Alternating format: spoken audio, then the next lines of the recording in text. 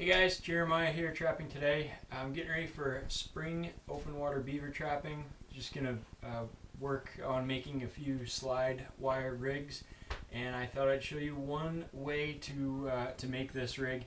It's certainly not the cheapest way to make things, but it's very effective, very high quality setup, and you're gonna have very low likelihood of ever having a trap pulled out or having issues like that. So I'm using 1/8 inch cable, and I like to get about 15 feet. You can get by with 10 feet.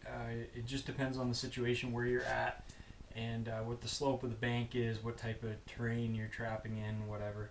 But I don't really measure it out. I take my spool and I just do about 3 arm lengths, and it comes out to somewhere around 15 feet. And you're gonna have the drowning lock, which is just a simple L-shaped lock here with a hole drilled on each end of it. You're gonna have a couple of wire sleeves and 1 wire stop. And you can do this a variety of different ways. It doesn't have to be this particular setup. It's just the way I like to do it. So what I like to do is I make one end, and this is the end that's going to go up on the bank. You can do it at the edge of the water. You could do it maybe up the bank a little ways if you have rising water. A lot of times we'll have water levels rise and fall by 3 or 4 feet this time of year. So it's nice to have a lot of cable, and it's nice to sometimes make sure you're up high enough on the bank so if the water comes up a couple feet, you can still get to your wire and pull in your beaver or pull your trap. And I'll just run my cable through both ends of this aluminum sleeve, and I'll cinch it down. And there's 2 ways you can connect this.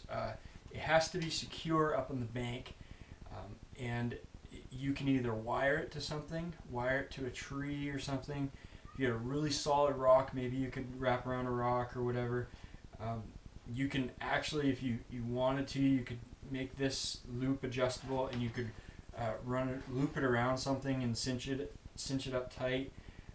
You could do a lot of different things, but this is just one of the ways to do it. I have a bunch of these stakes that I used to use in coyote trapping that I no longer use anymore because I use disposable stakes, and I like to run these around beaver trapping. And so I'll make this loop so that the stake will fit through it, and then the top of the stake, the size of the loop does not allow it to be pulled up over the top of the stake. And so I'll pound this into the ground up on the bank. So we've got that loop about the right size, and we're going to crimp it down. I make 3 crimps on these just to be safe, 1 on each end and then 1 in the middle with my bench swaging tool. And then we're going to go to the other end. We're going to get our lock and put it on the other end. And one of the things, always be thinking about if you're a beginner and you haven't made these before, make sure you put the lock the right way. So you want the lock to be able to go down away from this bank end, go down but not back up. See, so it's able to slide down but not come back up.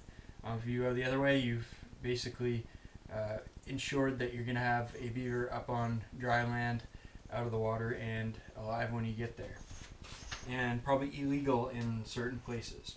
So we get our lock on, and then this end is going to go attached to our drowning end. For me, it's going to be a rock bag. I'll get one of those just to show you.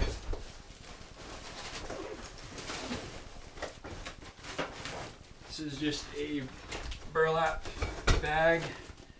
It's you fill it with rocks, you can get 30-40 pounds of rocks in it pretty easily.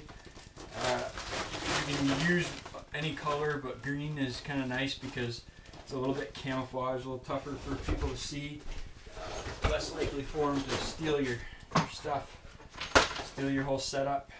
Because I get a $30 trap here, I don't want to have it stolen if I can avoid it. And so this end, I'm going to make an adjustable loop so I can cinch down on my rock bag. So I'm going to do the same thing with the sleeve. I'm going to go in one end and go back out the other end. And of course, because I'm filming this, I'm going to get a frayed end on my cable.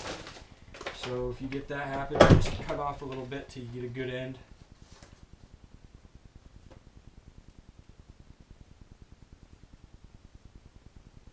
I'm going to run this through, and then we're going to use a stop on the end. And we're not going to crimp down this sleeve, we're just going to crimp the stop. Crimp it twice.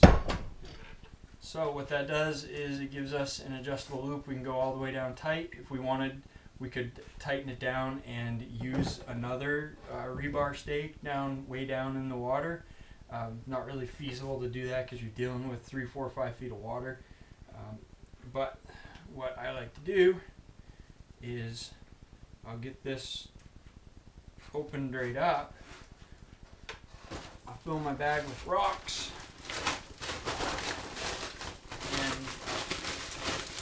Cinch up the top of the bag, run this over, and then you just pretend the bag's full of rocks. You cinch this right tight so that it can't open, and you're going to give it a toss into the deepest part of the water body that you're trapping in. So, very, very simple. Now you ask, well, what about attaching the trap to this? Because what I've explained to you is a nice slide wire setup, but with no trap attached. So very simply, we have our trap. This one's a TS85, and on the end of the trap we have half of a swivel. We just take a J-hook, we run that on the end of the trap through the swivel,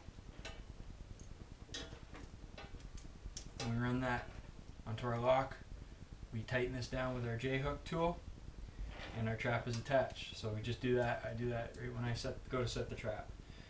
So it's a pretty simple drowning setup, easy to put together. You can use wire. You can use regular smooth wire for this instead of cable. It's cheaper, but wire has a better chance of kinking and breaking over time after being bent several times. Not quite as tough. The other thing that I will plan to do with these, with this cable, is I'm going to spray paint it just to get some of the shine off of it, so it's a little harder for people to see. Less chance of someone snooping around and finding your set and taking it. So anyway, that's a simple setup. Like I said, it's not the only way to do it, but it's one way. Hopefully that gives you some ideas when you get set up for beaver trapping.